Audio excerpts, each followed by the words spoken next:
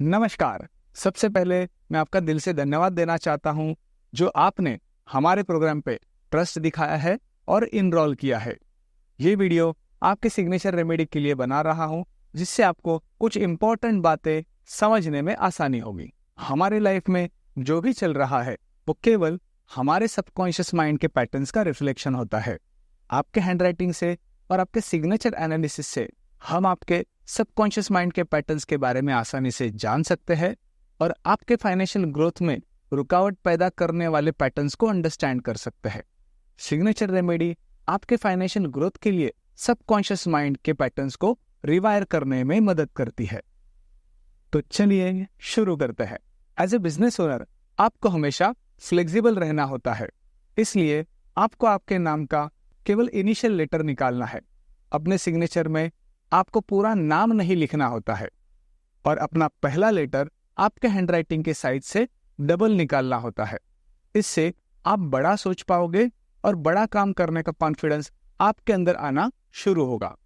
अब आपने बड़ा तो सोच लिया, अब आपको बड़ा काम करने के लिए आपको दूसरों का सपोर्ट मिलना बहुत जरूरी होता है।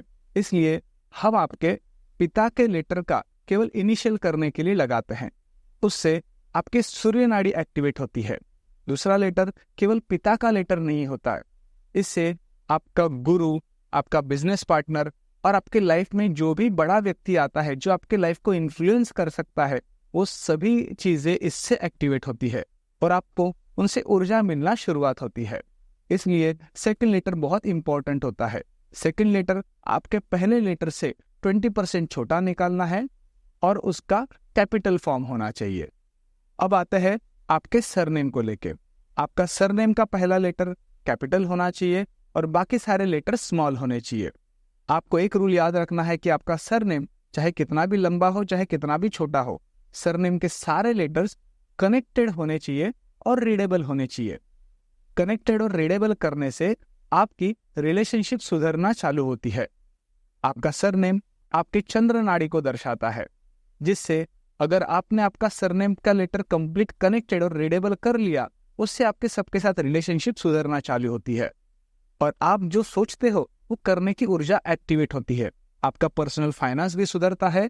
आप कभी भी पर्सनल फाइनेंस को लेकर स्ट्रगल नहीं करोगे अगर आपने आपका सरनेम पूरा रीडेबल और कनेक्टेड किया तो। इसलिए आपका सरनेम कनेक्टेड और रीडेबल होना बहुत जरूरी होता है। सिग्नेचर प्रैक्टिस रोज रात को सोने से पहले और सुबह तुरंत उठने के बाद बेड पर ही करनी है। सिग्नेचर प्रैक्टिस एकदम धीरे धीरे और केवल ब्लू पेन से ही करनी है। अगर आप कहीं ट्रैवल कर रहे हो तो सिग्नेचर प्रैक्टिस की बुक आप साथ में कैरी कर सकते हो। सिग्नेचर प्रैक्टिस लगातार 45 दिन तक करने से आपके सबकॉन्शियस माइंड के पैटर्न्स को रिवायर होने में आसानी होती है। कोशिश करें कि रोज प्रैक्टिस में किसी भी प्रकार का गैप ना हो। कम से कम 21 दिन तो बिना रुकावट करना अनिवार्य है। अब सबसे इंपॉर्टेंट बात, सिग्नेचर प्रैक्टिस के बाद आपको पिछले पेज पे कुछ होमवर्क करना होगा। आपको जिसने भी जाने अनजाने दिल दिखाया होगा, आपको उसका नाम लिखकर उसे माफ करना है और आपने जिसका जाने अनजाने दिल दिखाया होगा उसका भी नाम लिखकर उससे माफी मांगनी होगी। तो ये आपको केवल लिखित फॉर्मेट में करना है। उसके बाद नीचे लिखना है कि मैं उन सभी लोगों को दिल से धन्यवाद देता हूं जिन्होंने मेरे जीवन में फाइनेंशियल हेल्प करके आगे बढ़ने में मदद की है। मैं उन सभी लोगों को दिल से धन्यवाद देता हूं जिन्होंने मेरे जीवन में इमोशनल हेल्प करके आगे बढ़ने में मदद की है। और कुछ पॉजिटिव अफर्मेशन आपको लिखने हैं, बाद में सो जाना है। इससे आपके लाइफ के इमोशनल ब्लॉकेज क्लियर होके फाइनेंशियल ग्रोथ के लिए लगने वाली एनर्जी कनेक्ट होना शुरू होती है। याद रखें, सिग्नेचर प्रैक्टिस ही रेमेडी है।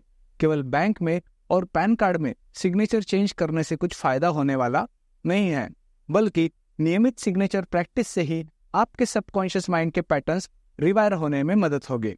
इसलिए ऑफिशियल डॉक्यूमेंट में सिग्नेचर चेंज आप 3 महीने के बाद कर सकते हो, पर प्रैक्टिस करना बहुत जरूरी है।